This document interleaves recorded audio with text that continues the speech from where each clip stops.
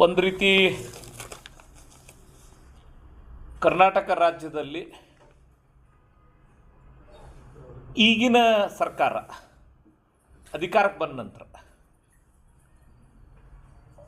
ಬಹಳ ದೊಡ್ಡ ರಾಜಕೀಯ ಕ್ಷೋಭೆಗೊಳಗಾಗಿದೆ ಕರ್ನಾಟಕ ಅನ್ನುವಂಥ ಮನೋಭಾವನೆ ಸೃಷ್ಟಿಯಾಗಿದೆ. ಅರಾಜಕತೆಯತ್ತ ಕರ್ನಾಟಕ ಹೋಗ್ತಾ ಇದೆಯಾ ಅನ್ನುವಂತಹ ಭಾವನೆ ಜನಸಾಮಾನ್ಯರಲ್ಲಿ ಮೂಡಿದೆ. ಯಾರೂ ಹೇಳೋರು ಕೇಳೋರು ಇಲ್ಲ ಅನ್ನುವಂಥ ಸ್ಥಿತಿ ನಿರ್ಮಾಣ ಆಗಿದೆ ಅಂತ ಜನಸಾಮಾನ್ಯರು ಅಭಿಪ್ರಾಯಪಡ್ತಿದ್ದಾರೆ. ಇಡೀ ರಾಜ್ಯದ ಆಡಳಿತವನ್ನು ನೋಡಿದಾಗ ಸನ್ಮಾನ್ಯ ಮುಖ್ಯಮಂತ್ರಿಗಳು ಉಪಮುಖ್ಯಮಂತ್ರಿಗಳು ಮ್ಯೂಸಿಕಲ್ ಚೇರ್ ಆಟದಲ್ಲಿ ತಲ್ಲೀನರಾಗಿದ್ದಾರೆ ಅನ್ನುವಂಥ ಸ್ಥಿತಿ ನಿರ್ಮಾಣ ಆಗಿದೆ. ಇಡೀ ರಾಜ್ಯಕ್ಕೆ ಒಂದು ಚಿಂತೆ ಆದರೆ ಮುಖ್ಯಮಂತ್ರಿ ಉಪಮುಖ್ಯಮಂತ್ರಿಗೆ ಇನ್ನೊಂದು ಚಿಂತೆ ಅನ್ನುವಂಥ ಸ್ಥಿತಿ ನಿರ್ಮಾಣ ಆಗಿದೆ. ಕ್ಯಾಬಿನೆಟ್ ಸದಸ್ಯರಿಗೆ ಕುರ್ಚಿ ಉಳಿಸಿಕೊಳ್ಳುವಂಥ ಚಿಂತೆ ಶುರುವಾಗಿದೆ.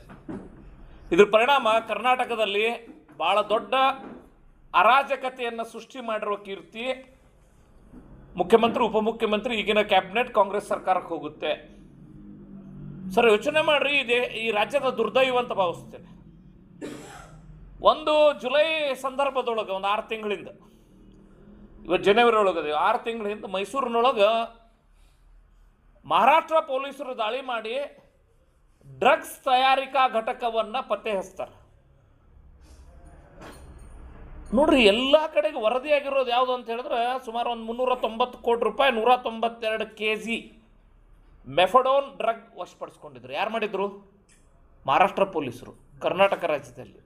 ಅವರು ಸಿಕ್ಕಿರೋ ಹಿಂಟ್ ಆಧಾರದ ಮೇಲೆ ಈಗ ಇದೇ ತಿಂಗಳಲ್ಲಿ ಅಂದರೆ ಡಿಸೆಂಬರ್ ತಿಂಗಳಲ್ಲಿ ಬೆಂಗಳೂರಿನಾಗ ಒನ್ಸ್ ಅಗೇನ್ ಮಹಾರಾಷ್ಟ್ರ ಪೊಲೀಸರೇ ಬಂದು ದಾಳಿ ಮಾಡಿ 3 ಫ್ಯಾಕ್ಟ್ರಿ ಪತ್ತೆ ಹಚ್ಚಾರ. 55 ಕೋಟಿ ರೂಪಾಯಿ ಡ್ರಗ್ಸ್ ಸಿಕ್ಕದು. ಸರ್, ನೀವೆಲ್ಲರೂ ಇಲ್ಲಿ ಚರ್ಚೆ ಆಗುವ ಸಂದರ್ಭದೊಳಗೆ ನಮ್ಮೆಲ್ಲರ ಗಮನ ಯಾವ ಕಡೆ ಆಗದು ಅಂತ ಹೇಳಿದ್ರೆ, ಆ ಠಾಣಾ ವ್ಯಾಪ್ತಿಯ 3 ಜನ ಪೊಲೀಸರನ್ನು, ಪೊಲೀಸ್ ಇಲಾಖೆ ಅಧಿಕಾರಿಗಳನ್ನು ಸಸ್ಪೆಂಡ್ ಮಾಡಿದ್ದೀವಿ. ಮೈಸೂರಿನೊಳಗೆ ಫ್ಯಾಕ್ಟ್ರಿ ಪತ್ತೆ ಆಯಿತು, ಅವ್ರಿಗೆ ಸಸ್ಪೆಂಡ್ ಮಾಡಿದ್ವಿ. ಬೆಂಗಳೂರಿನಾಗ ಪತ್ತೆ ಆಯಿತು, ಅವ್ರಿಗೆ ಸಸ್ಪೆಂಡ್ ಮಾಡಿದ್ವಿ. ಮನಮರ್ಯಾದೆ ಇರುವಂಥ ವ್ಯವಸ್ಥೆ ಇದು. ಪಕ್ಕದ ರಾಜ್ಯರ ಪೊಲೀಸರು ಬಂದು ನಮ್ಮೊಳಗೆ ಫ್ಯಾಕ್ಟ್ರಿ ಇರೋದು ಪತ್ತೆ ಹಚ್ತಾರೆ. ಈ ರಾಜ್ಯದ ಪೊಲೀಸ್ ಇಲಾಖೆ ವೈಫಲ್ಯ ಅಂತ ಮೇಲ್ನೋಟಕ್ಕೆ ಕಾಣಿಸ್ತದೆ.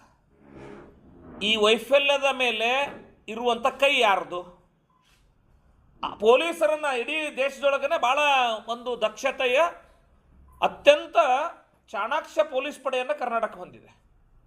ರಾಜೀವ್ ಗಾಂಧಿ ಅವ್ರ ಹತ್ಯೆ ಆಗ್ತಿರುವಂಗನೆ ಪತ್ತೆ ಹಚ್ಚಲಕ್ಕೆ ಕರ್ನಾಟಕ ಪೊಲೀಸರು ಯಶಸ್ವಿಯಾಗಿದ್ದರು. ಇಡೀ ದೇಶದ ಪೊಲೀಸ್ ವ್ಯವಸ್ಥೆ ಒದ್ದಾಡ್ತಿರ್ಬೇಕಾದ್ರೆ ಕರ್ನಾಟಕದ ಪೊಲೀಸರು ಭಾಳ ಸುಲಲಿತವಾಗಿ ಬಂದಿರುವಂಥ ಯಾವುದೇ ಸವಾಲನ್ನು ಎದುರಿಸುವಷ್ಟರ ಮಟ್ಟಿಗೆ ಕರ್ನಾಟಕದ ಪೊಲೀಸ್ ವ್ಯವಸ್ಥೆ ಸಮರ್ಥವಾಗಿದೆ. ಆದರೆ ಈ ರೀತಿಯ ಪೊಲೀಸರನ್ನು ಕೆಲಸ ಮಾಡದೇ ರೀತಿ ತಡೆದಿದ್ದು ಯಾರು? ಆಯಿತು, ಪೊಲೀಸ್ ವ್ಯವಸ್ಥೆ ಹಿಂಗಿದೆ, ಗೃಹ ಸಚಿವರ ವೈಫಲ್ಯ ಭಾಳ ಸ್ಪಷ್ಟವಾಗಿದೆ. ಆದರೆ ನನ್ನೊಂದು ಪ್ರಶ್ನೆ ಅದು, ಇಷ್ಟೆಲ್ಲ ಆಗುತ್ತಾನ ರಾಜ್ಯದ ಗುಪ್ತಚರ ಇಲಾಖೆ ಏನು ಮಾಡ್ತಿತ್ತು? ಗುಪ್ತಚರ ಇಲಾಖೆ ಯಾರ ಕೈಯಲ್ಲಿದೆ? ಸನ್ಮಾನ್ಯ ಮುಖ್ಯಮಂತ್ರಿಗಳೇ, ನಿಮ್ಗೇನಾದರೂ ಕಿಂಚಿತ್ತು ಗೌರವ ಅನ್ನುವಂಥದ್ದು ಮನಸ್ಸಿನೊಳಗಿದ್ರೆ ಇದರ ನೈತಿಕ ಜವಾಬ್ದಾರಿ ನೀವು ತೆಗೆದುಕೊಳ್ಬೇಕಾಗ್ತದೆ.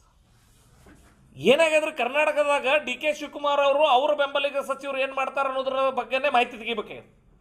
ಕಾಂಗ್ರೆಸ್ ಶಾಸಕರು, ಕಾಂಗ್ರೆಸ್ ಸಚಿವರು ಯಾರು, ಯಾವ ಬಣ, ಯಾರ ಜೋಡಿ ಮಾತಾಡಿದ್ರು, ಅವ್ರು ಏನು ಮಾಡಿದ್ರು, ಗುಪ್ತಚರ ಇಲಾಖೆ ಏನು ಮಾಡತ್ತದ ರಾಜಕೀಯವಾಗಿ ಈ ಕೆಲಸ ಮಾಡೋದು ಬಿಟ್ರೆ. ಮೈಸೂರು ಸಾಂಸ್ಕೃತಿಕ ರಾಜಧಾನಿ, ಮೈಸೂರು ಮುಖ್ಯಮಂತ್ರಿಗಳ ತವರೂರು. ಸನ್ಮಾನ್ಯ ಮುಖ್ಯಮಂತ್ರಿಗಳ ನಿಮ್ಮ ತವರೂರೊಳಗೆ ಒಂದು ಫ್ಯಾಕ್ಟ್ರಿನೇ ಬಂದದ. ಫ್ಯಾಕ್ಟ್ರಿ ಕಿಮ್ಮತ್ತು ಎಷ್ಟು ಅನ್ನೋದು ಎಲ್ಲರೂ ಚರ್ಚೆ ಆಗಿದ್ದು ನೋಡಿರಿ ನೀವು. ಸರ್, ಫ್ಯಾಕ್ಟ್ರಿ ಕಿಮ್ಮತ್ತು ಎಷ್ಟು? ಫ್ಯಾಕ್ಟ್ರಿ ಹಾಕುತ್ತಾನ ಈ ಗುಪ್ತಚರ ಇಲಾಖೆ ಏನು ಮಾಡ್ತಿತ್ತು? ಮುಖ್ಯಮಂತ್ರಿಗಳ ನಿಮ್ಮ ಕೈಯಲ್ಲಿರೋದು ಉತ್ತರ ಕೊಡಿ ಫಸ್ಟ್ ಈ ರಾಜ್ಯಕ್ಕೆ. ನೀವು ಆ ಭಾಗದ 3 ಜನ ಪೊಲೀಸ್ ಠಾಣೆಯಲ್ಲಿ ಬರುವಂಥ 3 ಜನ ಅಧಿಕಾರಿಗಳನ್ನು ಸಸ್ಪೆಂಡ್ ಮಾಡಿ ಕೈ ತೊಳಿಲಿಕ್ಕೆ ಅವಕಾಶ ಇಲ್ಲ. ನೋಡ್ರಿ, ಒಬ್ಬ ಪಿಕ್ ಪಾಕೆಟ್ ಮಾಡಿದ್ರೆ ಯಾರು ಪಿಕ್ ಪಾಕೆಟ್ ಮಾಡ್ಯಾರ ಅಂತೇಳಿ ಪೊಲೀಸರಿಗೆ ಮೊದಲೇ ಗೊತ್ತಿರ್ತದೆ. ಅಂದರೆ ಆ ಮೋಡಸ್ ಆಫ್ ಅಪರಂಡಿ ಅಂತ ಒಂದು ಪೊಲೀಸ್ ಇಲಾಖೆ ಮೋಡಸ್ ಆಫ್ ಅಪರಂಡಿಯನ್ನು ಸರಿಯಾಗಿ ಅಧ್ಯಯನ ಮಾಡಿ ಅವರು ಯಾರು ಮಾಡ್ಯಾರ ಅನ್ನೋದನ್ನು ಮೇಲ್ನೋಟಕ್ಕೆ ಕಂಡು ಹಿಡಿಯೋಷ್ಟರ ಮಟ್ಟಿಗೆ ಸಶಕ್ತರಿರ್ತಾರೆ. ಇವತ್ತು ಮೈಸೂರಿನಾಗ ಸಿಗ್ತದೆ, ಬೆಂಗಳೂರಿನಾಗ ರಾಜಧಾನಿ ಒಳಗೆ 3 ಡ್ರಗ್ಸ್ ಫ್ಯಾಕ್ಟ್ರಿ ಸಿಗ್ತದೆ. ಈ ಡ್ರಗ್ಸ್ ಫ್ಯಾಕ್ಟ್ರಿಯಿಂದ ಇಡೀ ದೇಶಾದ್ಯಂತ ಡ್ರಗ್ಸ್ ಸಪ್ಲೈ ಆಗ್ತದೆ. ನೋಡ್ರಿ, ಸಿಕ್ಕಿದ್ರ ಬಗ್ಗೆ ಚರ್ಚೆ ಆಗ್ಲಾಗತ್ತದ, ಅದಲ್ಲ ಮ್ಯಾಟ್ರು. ಸರಿ, ಈ ಮರಳು ಮಾಫಿಯಾ ಕೆಲಸ ಮಾಡ್ತಾ ಹೆಂಗೆ ಮಾಡ್ತಾ ಹೇಳ್ರಿ? ಪೊಲೀಸ್ ಇಲಾಖೆ ಇನ್ವಾಲ್ವ್ ಆಗಬೇಕು, ಸ್ಟೇಷನ್ಗೆ ಇಷ್ಟೊತ್ತು ಕೊಡಬೇಕು, ಅಲ್ಲಿಂದ ದಾಟ್ಕೊಂಡು ಹೋಗ್ತದೆ. ಇದು ಎಲ್ಲರಿಗೂ ಗೊತ್ತಿರೋ ಸಂಗತಿ ತಾನೆ. ಹಾಗೇನೆ ಈ ರಾಜ್ಯದಾಗ ಫ್ಯಾಕ್ಟ್ರಿ ಪತ್ತೆ ಹಚ್ಚಿದ ನಂತರ ನಾನು ನಿಮ್ಗೊಂದು ಪ್ರಶ್ನೆ ಕೇಳ್ತೀನಿ. ಆ ಫ್ಯಾಕ್ಟ್ರಿಯಾಗಿನ ಪ್ರೊಡಕ್ಷನ್ ಆಗಿದ ಮಾಲ್ ಈಗ ಸಿಕ್ಕದ, ಎಲ್ಲೆಲ್ಲ ಸಪ್ಲೈ ಆಗ್ಯದ ಅದು? ಕಾಟಾಚಾರಕ್ಕೆ 3 ಮಂದಿಗೆ ಇವ್ರು ಸಸ್ಪೆಂಡ್ ಮಾಡ್ತಾರೆ ಸರ್. ಪೊಲೀಸ್ ಇಲಾಖೆ ಒಂದೇ ಸಲಕ್ಕೆ ಆ್ಯಕ್ಷನ್ ತೊಗೊಳಕ್ಕೆ ಶುರು ಮಾಡ್ತದೆ. ಸಿಕ್ಕವ್ರು ಯಾರು ನೋಡ್ರಿ? ಜುಲೈನೊಳಗೆ ಮಹಾರಾಷ್ಟ್ರದೊಳಗೆ ಕಲಬುರ್ಗಿ ಮೂಲದ ಕಾಂಗ್ರೆಸ್ ನಾಯಕರ ಆಪ್ತ, ಅಧಿಕೃತ ಕಾಂಗ್ರೆಸ್ ಪದಾಧಿಕಾರಿ ಸಿಕ್ಕಾಕೊಡ್ತಾನೆ. ಮಂಡಲದ ಅವರ ತಾಲೂಕಿನ ಅಧ್ಯಕ್ಷ. ಇದು ಎಲ್ಲಾಗಿದೆ? ಮಹಾರಾಷ್ಟ್ರದಲ್ಲಿ ಡ್ರಗ್ಸ್ ಸಮೇತ ಸಿಕ್ಕಾಕೊಂಡಿರೋ ಪ್ರಕರಣ. ಎರಡನೇ ಸಿಕ್ಕಾಕೊಂಡಿರೋದು ಯಾರು? ನಿಮ್ಮೆಲ್ಲರಿಗೂ ಗೊತ್ತಿರುವಂಗೆ ದಾವಣಗೆರೆಯಲ್ಲಿ ಸಚಿವರ ಆಪ್ತ. ಮತ್ತೊಬ್ಬರು ಯಾರು? ಬೆಂಗಳೂರಿನ ಪ್ರಖ್ಯಾತ ಸಚಿವರ ಒಡನಾಡಿಗಳು. ನೀವೆಲ್ಲ ಪತ್ರಿಕೆಗಳು ಬರೆದು ಬಿಟ್ಟಿದ್ದೀರಿ.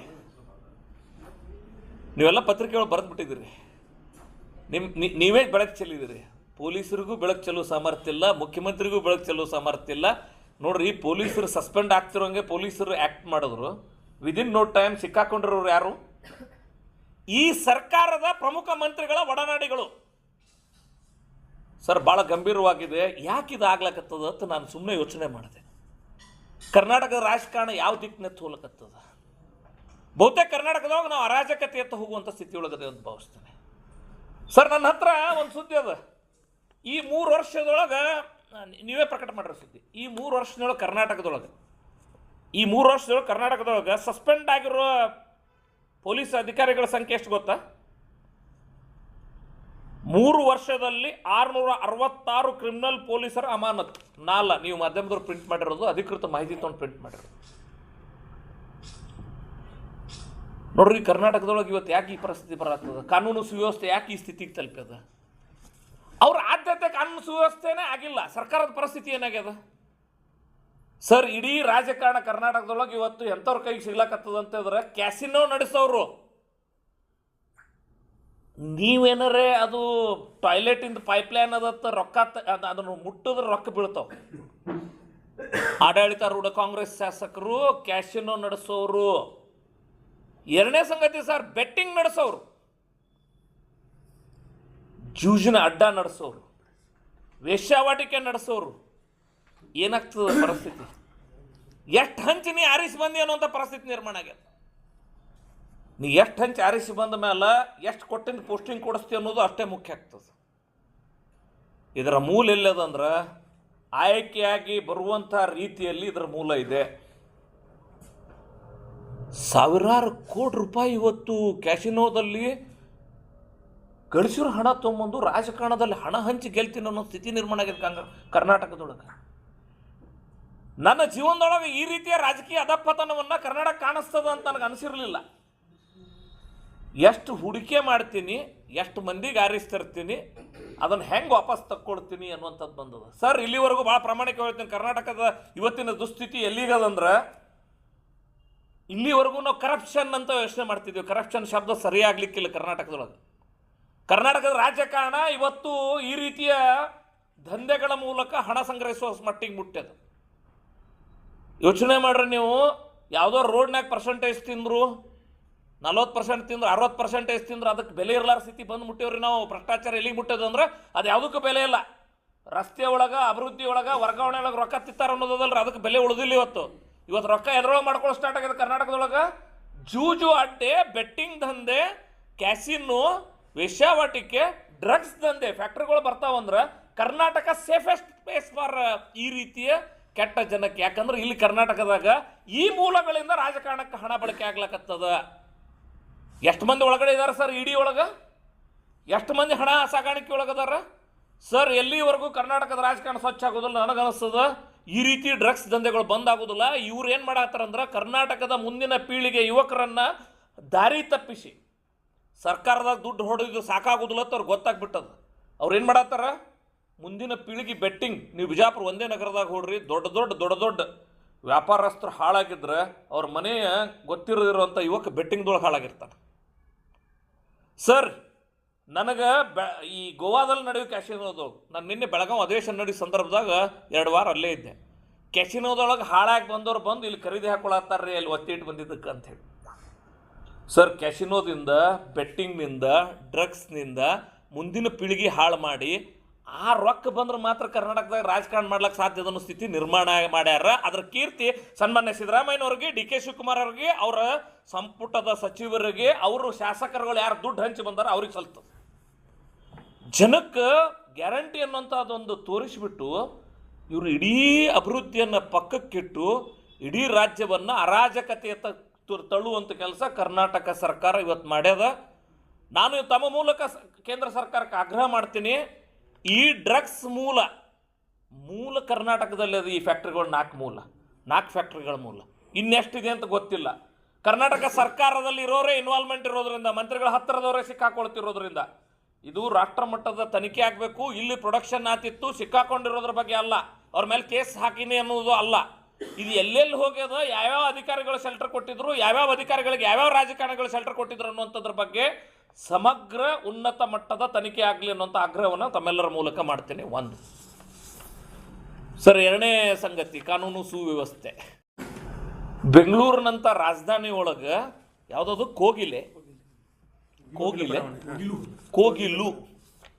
ಕೋಗಿಲು ಬಡಾವಣೆ ಬ್ಯೂಟಿಫುಲ್. ಸರ್, ಇಡೀ ಬೆಂಗಳೂರು ರಾಜಕಾರಣ ಯಾವುದ್ರ ಮೇಲೆ ನಿಂತದ್ದು ಹೇಳ್ರಿ? ಯಾರು ಸೈಟಿಗೆ ಯಾರು ಬೇಲಿ ಹಾಕ್ತಾರೆ ಅನ್ನೋದ್ರ ಮೇಲೆ ನಿಂತದ್ದು. ಸರ್ಕಾರಿ ಆಸ್ತಿಗೆ ಯಾರು ಕಬ್ಜಾ ತೋತಾರ ಅನ್ನೋದ್ರ ಮೇಲೆ ನಿಂತದ.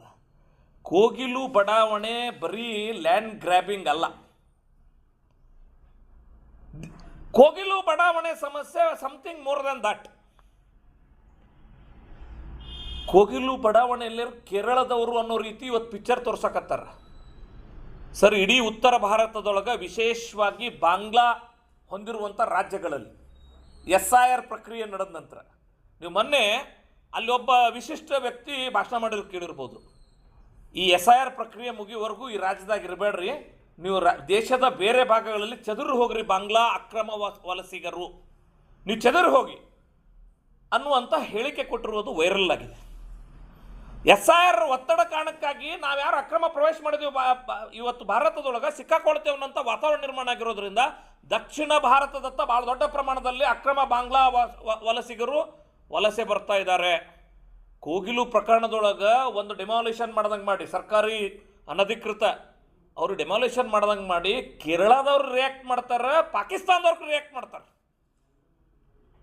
ನೋಡ್ರಿ, ಒಂದು ಕೋಗಿಲು ಅನ್ನುವಂಥ ಸ್ಥಳದೊಳಗೆ ಅಕ್ರಮವಾಗಿ ಶೆಡ್ ಹಾಕ್ಕೊಂಡೇವಿ ಅಂತ ಹೇಳುವವ್ರಿಗೆ ಶಕ್ತಿ ಬರುತ್ತೆ. ಸೆಕೆಂಡ್ ಥಿಂಗ್, ಅವ್ರು ನಿನ್ನೆ ಹೈಕೋರ್ಟ್ಗೆ ಹೋಗ್ಯಾರ. ಸರ್, ಕೋರ್ಟ್ ಹೆಂಗದಂದು ನಿಮ್ಮೆಲ್ಲರಿಗೂ ಗೊತ್ತದ. ಸರ್, ಕೋಗಿಲು ಘಟನೆ ಮೇಲ್ನೋಟಕ್ಕೆ ಕಂಡಷ್ಟು ಸುಲಭವಾಗಿಲ್ಲ. ಎಲ್ಲೋ ಒಂದು ಕಡೆ ಬಾಂಗ್ಲಾ ಅಕ್ರಮ ವಲಸಿಗರನ್ನು ಬೆಂಗಳೂರಿನೊಳಗೆ ಸರ್ಕಾರಿ ಯೋಜನೆಗಳ ಮೂಲಕ ಮನೆ ಕೊಟ್ಟು ಅವರನ್ನು ವಸತಿಗರನ್ನಾಗಿ ಮಾಡಿಸುವಂಥ ಹುನ್ನಾರ ಅಡಗಿದೆ. ಆರಂಭದೊಳಗೆ ಕೇರಳದವ್ರು ಒಂದು ರಿಯಾಕ್ಷನ್ ಕೊಟ್ಟರು ಅಂಥೇಳಿ ಕರ್ನಾಟಕದ ಕಾಂಗ್ರೆಸ್ಸಿನ ಮುಖ್ಯಮಂತ್ರಿ, ಉಪಮುಖ್ಯಮಂತ್ರಿ ಭಾಳ ದೊಡ್ಡದಾಗಿ ರಿಯಾಕ್ಟ್ ಮಾಡಿದ್ರು ಅದಕ್ಕೆ. ಆದರೆ ಯಾವಾಗ ಅವ್ರ ಹೈಕಮಾಂಡಿನ ಕೇರಳ ಮೂಲದ ಪ್ರಧಾನ ಕಾರ್ಯದರ್ಶಿ, ನೋಡ್ರಿ ಇವ್ರ ದೈನೈಸಿ ಸ್ಥಿತಿ, ಮುಖ್ಯಮಂತ್ರಿ ಉಪಮುಖ್ಯಮಂತ್ರಿ ಕರ್ನಾಟಕದವ್ರು ಇದ್ರಿಗೆ ಅವ್ರ ಬಾಡಿ ಲ್ಯಾಂಗ್ವೇಜ್ ಹೆಂಗವ್ರಿ? ದೇವ್ರಿಗಿಂತ ನಾವು ಕಮ್ಮಿ ಇಲ್ಲ ನಂಗದ. ಡಿ ಕೆ ಶಿವಕುಮಾರ್ ಅವ್ರದ್ದು, ಸಿದ್ದರಾಮಯ್ಯನವ್ರ ಬಾಡಿ ಲ್ಯಾಂಗ್ವೇಜ್ ಮಾಡಿದ್ರೆ ದೇವ್ರಿಗಿಂತ ಕಡಿಮೆ ಇಲ್ಲ ಕರ್ನಾಟಕದವ್ರ ಪಾಲಿಗೆ. ಆದ್ರೆ ಯಾವಾಗ ಏನವ್ರ ಹೆಸರು KC ವೇಣುಗೋಪಾಲ್ ಅವ್ರು ಬಂದು ಇವ್ರಿಗೊಂದು ಮಾತು ಹೇಳಿ ಹೋದ್ರು, ಇವ್ರು ಅದನ್ನು ಸರ್ರ ಹಾಕೋಪರ್ ಅಂತಾರೆ. ಅದನ್ನು ತಲೆ ಮೇಲೆ ತೊಗೊಂಡು ಕಾಲಿನ ತೋರಿಸಿದ್ದನ್ನು ಕೈಲಿಂದ ಮಾಡಿದ್ರು, ತಲೆ ಮೇಲೆ ಇಟ್ಕೊಂಡು ಮಾಡಿದ್ರು ಅಂತ ಹೇಳ್ತಾರಲ್ಲ, ಹಂಗೆ ಅವ್ರು ಹೇಳಿ ಹೋಗಿದ್ದೆ ತಡ ಇವ್ರು ರಿವರ್ಸ್ ಆದರು. ನಿನ್ನೆ ವಸತಿ ಸಚಿವ ಸನ್ಮಾನ್ಯ ಜಮೀರ್ ಅಹ್ಮದ್ ಖಾನ್ ಏನು ಹೇಳ್ಯಾರ? ಅದು ಮುಖ್ಯಮಂತ್ರಿಗಳ ಹಂತದಲ್ಲಿ ತೀರ್ಮಾನ ಆಗಬೇಕಾಗಿದೆ. ಇದಕ್ಕಿಂತ ದೈನೈಸಿ ಸ್ಥಿತಿ ಈ ಮುಖ್ಯಮಂತ್ರಿ, ಉಪಮುಖ್ಯಮಂತ್ರಿ ಮತ್ತು ಈ ವಸತಿ ಸಚಿವ ಇವರೆಲ್ಲ ಬರ್ತದಂತ ನನಗೆ ಅನಿಸಿರಲಿಲ್ಲ. ಸರ್, ಕೋಗಿಲು ಘಟನೆ ಇದು ರಾಷ್ಟ್ರೀಯ ಭದ್ರತೆಗೆ ಬರಲಿರುವಂಥ ದಿನಗಳಲ್ಲಿ ಭಾಳ ದೊಡ್ಡ ಥ್ರೆಟ್ ಆಗ್ಬೋದು. ಈಗೇನಾರೇ ನೀವು ಅಲ್ಲಿ ಅವರನ್ನು ನಿರ್ವಸತಿಗರನ್ನಾಗಿ ಮಾಡಿದಿರಿ ಅಂಥೇಳಿ ಅವ್ರಿಗೆ ಸರ್ಕಾರಿ ಮನೆ ಕೊಟ್ಟು ನೀವು ಯಾವುದೋ ಒಂದು ವೋಟ್ ಬ್ಯಾಂಕ್ ಪಾಲಿಟಿಕ್ಸ್ಗಾಗಿ ಆಟ ಆಡಿದ್ರಂದ್ರೆ ಬರಲಿರುವಂಥ ದಿನಗಳಲ್ಲಿ ಇದೇ ಒಂದು ಬೆಂಚ್ ಮಾರ್ಕ್ ಆಗ್ತದೆ, ಇದೇ ಒಂದು ಪರಂಪರೆ ಆಗಿಬಿಡ್ತದೆ. ಬರಲಿರುವಂಥ ಸರ್ಕಾರಗಳು ಇದನ್ನೇ ಮಾಡ್ಕೊಂಡು ಹೋದ್ರೆ ಇವತ್ತು ಪಶ್ಚಿಮ ಬಂಗಾಳ ಮತ್ತು ಬಾಂಗ್ಲಾದೇಶದೊಳಗೆ ಏನೋ ಒಂದು ಪರಿಸ್ಥಿತಿ ನಿರ್ಮಾಣ ಆಗೋದಲ್ಲ, ಬಾಂಗ್ಲಾದಿಂದ ಒಳಗೆ ಬಂದು ಡುಪ್ಲಿಕೇಟ್ ಆಧಾರ, ಡುಪ್ಲಿಕೇಟ್ ದಾಖಲೆಗಳನ್ನು ನಿರ್ಮಾಣ ಮಾಡಿ ನಾವು ಏನು ಬೇಕಾದರೂ ಮಾಡ್ಬೋದು ಅನ್ನೋದು ಇದು ಬೆಂಗಳೂರಿನೊಳಗೆ ಆಗ್ತದೆ. ಬೆಂಗಳೂರಿನಂಥ ಕಾಸ್ಮೋಪಾಲಿಟನ್ ಸಿಟಿ ಒಳಗೆ ಯಾರು ಅಂತ ಕಂಡು ಹಿಡಿದೋರು ಸುಲಭಿಲ್ಲ. ದಯವಿಟ್ಟು ಕೋಗಿಲು ಘಟನೆಯನ್ನು ಈ ಕಾಂಗ್ರೆಸ್ಸಿನ ಹೈಕಮಾಂಡಿನ ಹಿತಾಸಕ್ತಿ, ಪ್ರಿಯಾಂಕಾ ಗಾಂಧಿಯವರ ಪ್ರತಿನಿಧಿಸುವಂಥ ಕ್ಷೇತ್ರದ ಹಿತಾಸಕ್ತಿ ಅಂತ ತೆಗೆದುಕೊಳ್ಳಾರ್ದೇನೆ ರಾಷ್ಟ್ರೀಯ ಭದ್ರತೆ ಹಿತಾಸಕ್ತಿ ಅಂತ ತೆಗೆದುಕೊಂಡು ನನಗನ್ನಿಸ್ತದ ಆ ಕೋಗಿಲು ಘಟನೆ ಒಳಗೆ ಯಾರ್ಯಾರಿಗಾರೆ ಮನಸ್ಸು ಬಂದಂಗೆ ಕರ್ನಾಟಕದ ದುಡ್ಡನ್ನು ಹಂಚಲಾಕ, ನಮ್ಮ ನೆಲವನ್ನು ಹಂಚಕ್ಕೆ, ನಮ್ಮ ಟ್ಯಾಕ್ಸ್ ಪೇಯರ್ಸ್ ಮನೆಯಿಂದ ಕಟ್ಟಿರುವಂಥ ಮನೆಗಳನ್ನು ಹಂಚಿಸ್ಲಾಕ ಭಾಳ ದೊಡ್ಡ ಪರಿಣಾಮವನ್ನು ಕರ್ನಾಟಕ ಸರ್ಕಾರ ಎದುರಿಸಬೇಕಾಗ್ತದೆ ಅನ್ನುವಂಥ ಎಚ್ಚರಿಕೆಯನ್ನು ಕೂಡ ತಮ್ಮ ಮೂಲಕ ಮಾಡ್ತೇನೆ. This is second. ಸರ್, ಈಗ ನೀವು ಭೂ ಕಬಳಿಕೆ ಆರೋಪ ಮಾಡ್ತಾ ಇದ್ರಿ ಆ ಕೋಗಿಲು ಇದ್ರದ್ದು. ಈಗ ಮುನಿರತ್ನ ಅವ್ರ ಮೇಲೂ ಸ್ಲಂ ಪ್ರದೇಶದಾಗ ಒತ್ತುವರಿ ಮಾಡಕ್ಕೆ ಹೋಗಿ 2025ರಲ್ಲಿ ಒಂದು SC/ST ದೌರ್ಜನ್ಯ ಕಾಯ್ದೆ ಕೇಸ್ ಆಗಿದೆ. ರಾಜೀವ್ ಚಂದ್ರಶೇಖರ್ ಬಿಜೆಪಿ ನಾಯಕರು ಅವ್ರ ಮೇಲೆ 500 ಕೋಟಿ ರೂಪಾಯಿ ಮೌಲ್ಯದ ಭೂ ಹಗರಣ ಆಗಿದೆ. ಆರ್ ಅಶೋಕ್ ಅವ್ರ ಮೇಲೆ ಯಡಿಯೂರಪ್ಪ ಅವ್ರ ಮೇಲೆ ಅದನ್ನು ಯಾವ ರೀತಿ ಸಮರ್ಥಿಸ್ಕೊಂಡು ನೀವು ನಾನು ಯಾರನ್ನೋ ದೂಷಿಸದೆ ಯಾರನ್ನೂ ಸಮರ್ಥಿಸ್ಕೊಂಡೆ ಅಂತ ಭಾವನೆ ಇಟ್ಕೊಂಡ್ರೆ ಐ ಆಮ್ ಸಾರಿ. ನಾನು ವ್ಯವಸ್ಥೆ ಬಗ್ಗೆ ಮಾತಾಡಿದ್ದೇನೆ. ನಾನು ಯಾರನ್ನೋ ದೂಷಿಸುವ, ಯಾರನ್ನ ಸಮರ್ಥಿಸಿಕೊಳ್ಳುವ ಮಾನಸಿಕತೆಯೊಳಗಿಲ್ಲ. ಅಕಸ್ಮಾತ್ ಅವ್ರ ಮೇಲೆ ಆಗಿದ್ದರೂ ಕೂಡ ಭಾಳ ಸ್ಪಷ್ಟವಾಗಿ ನೀವು ಹೇಳೋದಂಗೆ ಈಗಾಗಲೇ ದೂರಿದೆ, ಕಾನೂನಾತ್ಮಕವಾಗಿ ಪ್ರಕರಣ ನಡೀತಿದೆ. Law will take its own course. Yes sir, ಇನ್ನೊಂದು ನ್ಯಾಷನಲ್ ಆರೋಪ ಮಾಡ್ತಾ ಇದ್ರಿ ಗೋವಾದೊಳಗೆ ಪ್ರಮೋದ್ ಸಾವಂತ್ ಯಾವ ಪಕ್ಷದವ್ರು ಸರ್?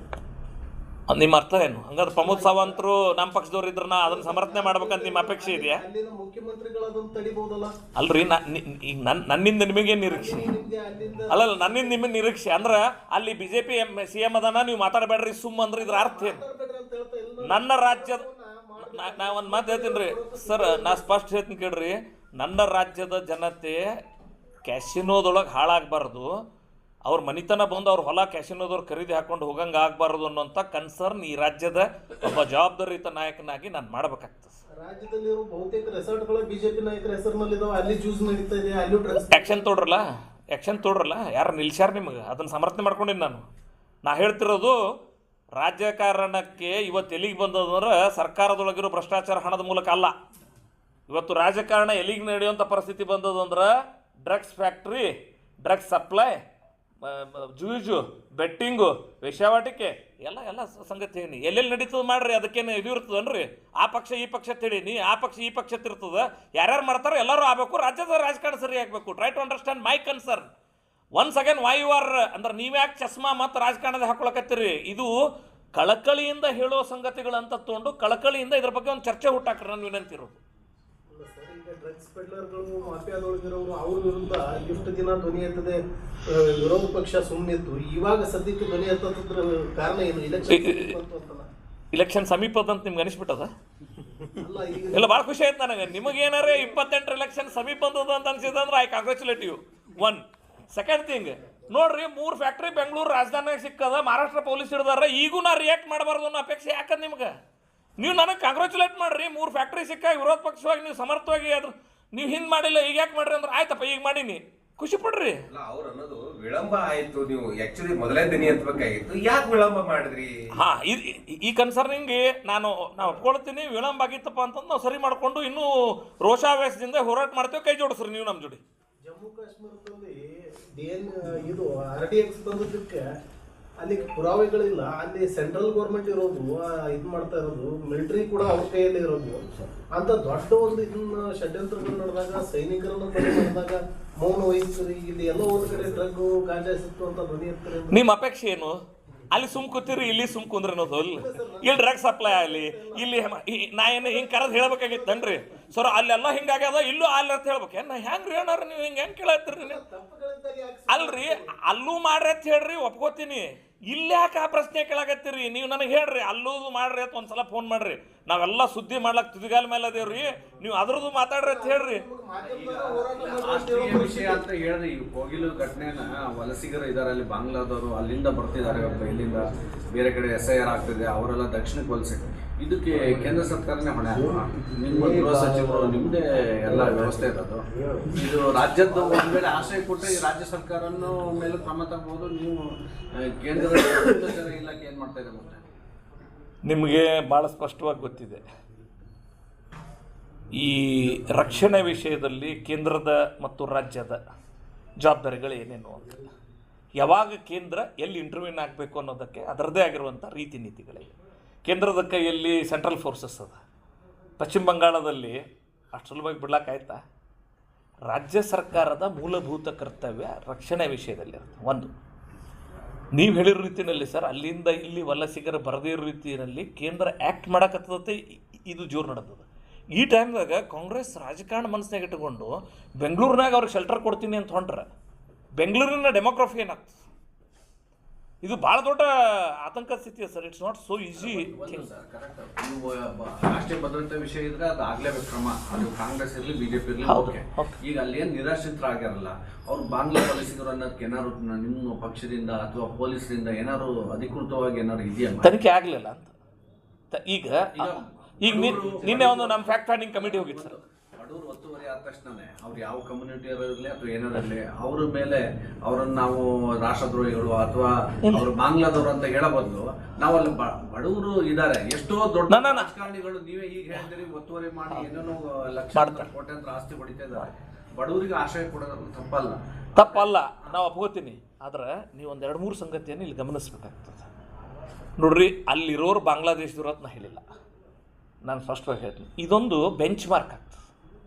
ಈಗ ಕೇರಳದಿಂದ ಬಂದು ಅಕ್ರಮವಾಗಿ ನೆಲೆಸಿ ಶೆಡ್ ಹೊಡ್ಕೊಂಡ ನಂತರ ಅವ್ರಿಗೆ ನೀವು ಒಕ್ಕಲೆಬ್ಬಿಸಿದ್ರೆ ಒಂದೇ ಕಾರಣಕ್ಕೆ ಮನೆ ಕೊಡ್ತೀನಿ ಅನ್ನೋದಾದ್ರೆ ಇಲ್ಲಿ ಮಾಫಿಯಾ ಏನು ಸ್ಟಾರ್ಟ್ ಮಾಡ್ತದೆ, ಮೊದಲು ಅವ್ರಿಗೆ ಶೆಡ್ ಹಾಕಿಸ್ತಾರೆ, ಪೊಲೀಸ್ ಆಫೀಸರ್ ಹಿಡಿಸ್ತಾರೆ, ಅದನ್ನು ಒಡಸ್ ತೆಗಿಸ್ತಾರೆ, ಮುಂದೆ ಮನೆ ಕೊಟ್ಟು ಸೆಟಲ್ ಮಾಡೋಕ್ಕೆ ಶುರು ಮಾಡ್ತಾರೆ. ಈ ಮೋಡಸ್ ಆಫ್ ಅಪರಂಡಿ ಅಂತ ಹೇಳಿದ್ನಲ್ಲ ನಿಮಗೆ, ನನಗೆ ಆಕ್ಷೇಪಣೆ ಇರೋದು ಅವ್ರಿಗೆ ಮನೆ ಕೊಡೋದ್ರ ಬಗ್ಗೆ ಅಲ್ಲ. ಈ ಕ್ರಿಮಿನಲ್ ಮೋಡಸ್ ಆಫ್ ಅಪರಂಡಿ ಏನದ, ಇದು ಎಲ್ಲರೂ ಅಳವಡಿಸ್ಕೊಳಕ್ಕೆ ಶುರು ಮಾಡಿದ್ರೆ ಎಲ್ಲಿಗೋಗಿ ನಿಂದಿರ್ತದೆ ದೇಶ. ಒಂದು, ಈಗ ರಾಜ್ಯಗಳಲ್ಲಿ ಒಂದಷ್ಟು ಸೂಕ್ಷ್ಮತೆಗಳಿದೆ. ನಮಗೊಂದು ಸಂವಿಧಾನ ನಮ್ಮದೇ ಆಗಿರುವಂಥದ್ದು ಕೊಟ್ಟದ. ಕರ್ನಾಟಕದೊಳಗೆ ಅವ್ರು ಕೇರಳರಿಗೆ ಇರ್ಬೋದು, ಬಂದು ಇಲ್ಲಿ ವಸತಿ ಮಾಡಿದಾಗ ಇಲ್ಲಿ ಕಾನೂನು ಸುವ್ಯವಸ್ಥೆ, ಇಲ್ಲಿ ಸರ್ಕಾರ ಅದಲ್ಲ. ಒಬ್ಬ ಮುಖ್ಯಮಂತ್ರಿ ಇನ್ನೊಂದು ರಾಜ್ಯದಾಗ ನಮ್ಮ ಕೇರಳದವ್ರು ಇದ್ರು ಹೆಚ್ಚು ಅಂತೇಳಿ 100% ಕೇರಳದವ್ರು ಅದಾರತ್ತಲ್ಲ ಹೆಚ್ಚು ಅಂತೇಳಿ ಆ ರೀತಿ ಸಂವಿಧಾನವನ್ನು ಧಿಕ್ಕರಿಸಿ ಒಂದು ಹೆಜ್ಜೆ ಮುಂದೆ ಹೋಗಿ ಆಂತರಿಕ ಸಂಬಂಧಗಳೊಳಗೆ ಶೋಭೆ ಉಂಟಾಗುವ ರೀತಿಯೊಳಗೆ ಮಾತಾಡೋದು, ಮರುದಿನ ಪಾಕಿಸ್ತಾನ ಮಾತಾಡೋದು, ಅದ್ರ ಮರುದಿನ ಹೈಕೋರ್ಟಿಗೆ ಅಪ್ರೋಚ್ ಆಗೋದು. ಸರ್, ನನಗೆ ಮನಿ ಇರ್ಲಾರ್ದಕ್ಕೆ ಒಂದು ಶೆಡ್ ಹಾಕೊಂಡು ನಾ ಹೈಕೋರ್ಟಿಗೆ ಅಪ್ರೋಚ್ ಆಗ್ತೀನಿ. ಇದು ಅಂದ್ರೆ ಇದೇ ಸೇಮ್ ಘಟನೆ ಈವನ್ ಗೋವಾದಲ್ಲೂ ನಡೀತು. ಗೋವಾದಲ್ಲಿ ಕನ್ನಡಿಗರನ್ನ ಎತ್ತದಾಗ ಇಲ್ಲಿ ಕನ್ನಡಿಗರು ಎಲ್ಲರೂ ಎತ್ತೋದು. ಸರ್, ಅದಕ್ಕೆ ಇದಕ್ಕೆ ವ್ಯತ್ಯಾಸ ಅದಂತ ಅನ್ಸೋದೇ ಇಲ್ಲ ನಿಮ್ಗೆ? ಅದೇ ಸೇಮ್ ತರ ಘಟನೆ ಅಲ್ಲೂ ನಾಟ್ ಎಕ್ಸಾಕ್ಟ್ ಇಲ್ಲ ನಾಟ್ ಎಕ್ಸಾಕ್ಟ್ಲಿ ಸೇಮ್. ನೋಡ್ರಿ, ಅವ್ರು ಹೇಳಿರೋ ರೀತಿ, ಅದರ ಮರುದಿವ್ಸ ಈ ಸರ್ಕಾರ ಎದ್ದು ಬಿದ್ದು ಓಡಿ ಬಂದಿರೋ ಮಾಡಿರೋ ರೀತಿ, ವೇಣುಗೋಪಾಲ್ ಕರ್ನಾಟಕದಾಗ ಬಂದು ಅವ್ರಿಬ್ಬರಿಗೆ ಚಿಕ್ಕ ಮಕ್ಕಳಂಗೆ ಇದ್ರಿಗೆ ಕುಂಡಿಸ್ಕೊಂಡು ತೆಗೆದುಕೊಂಡ್ರ ರೀತಿ ನೀವು ಸುಮ್ಮನೆ ನೋಡ್ಕೋತೀರಿ. ನಮಗೆ ಮತ್ತೊಂದೇನೂ ಇಲ್ಲ ಸರ್. ಅಕಸ್ಮಾತ್ ಬಡವರಿದ್ರೆ ಬಡವ್ರಿಗೆ ಸಹಾಯ ಮಾಡ್ಲಿಕ್ಕೆ ನಾವು ಯಾರೂ ಬೇಡಲ್ಲಕ್ಕೆ ಸಾಧ್ಯ.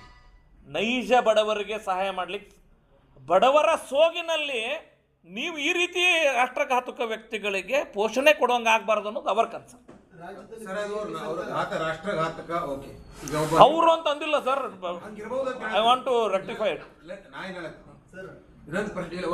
ಪ್ರಶ್ನೆ ಈಗ ತಾವೇನು ಹೇಳಿದ್ರಿ, ಯಾರೊಬ್ಬ ನ್ಯೂಟ್ರಲ್ ಮನುಷ್ಯ ಅಂದ್ರೆ ಎಲ್ಲ ಯಾರ್ದು ತಪ್ಪು ಮಾಡಿದ್ರೆ ಯಾವುದೇ ಪಕ್ಷಾತೀತವಾಗಿ ತಪ್ಪಾಗ್ತಿದ್ರೆ ಅದನ್ನ ತಪ್ಪಂತ ಹೇಳಬೇಕು. ಈಗ ಇದು ಕೋಗಿಲೆ ವಿಷಯ ಬಂದದ, ಇದು ನಿನ್ನೆ ಅವರ ಸರ್ಕಾರ ಅದನ್ನ ಡೆಮೊಲೇಷನ್ ಮಾಡಿ ತೆಗಿಸ್ಬಿಟ್ರು. ಆದ್ರೆ ಸುಮಾರು 6-7 ವರ್ಷ ಹಿಂದಿಂದ ಚಲೋ ಆಗತ್ತಿತ್ತು. ನಾನು ಇಲ್ಲಿ ಸ್ಪಷ್ಟ ಹೇಳಾಗ್ತದೆ ಅಂದ್ರು, ಈಗ ಈ ಸರ್ಕಾರ ಇವತ್ತಿಂದ ಅದು ತೆಗ್ದಿದ್ದು ಅಥವಾ ಅವರು ಇಲ್ಲಿಗಲ್ ಇದ್ದಾರ ಅನ್ನೋ ತಪ್ಪ ಅವರು ಅಥವಾ ಬಾಂಗ್ಲಾದೇಶ ಬಂದವ್ರಿಗೆ ಅವ್ರು ಕೊಡ್ತಿರತ್ತಿದ್ರೆ 6-7 ವರ್ಷದಿಂದ ಸರ್ಕಾರ ಯಾರ್ದಿತ್ತು, ಅವಾಗ ಯಾಕನ್ನ ಬಂದಿಲ್ಲ, ಅವಾಗ ಯಾಕನ್ನು ಅನಾವ್ ಮಾಡಿದ್ರು. 2 ವರ್ಷದಿಂದ ಬಂದಲ್ಲ, they not come for 2.5 years ago, they come only at least 5 to 6 years ago. ಅವಾಗ ಸರ್ಕಾರ ಯಾಕೆ ಅವ್ರಿಗೆ ಕೊಟ್ಟು ಅವ್ರು ಇಲ್ಲಿಗಲ್ ಬರಾಕ್ತಾರ ಅಂತೇಳಿ ಅದೇ ತಲೆಗೆ ಹಾಕೋದಿತ್ತಲ್ಲ.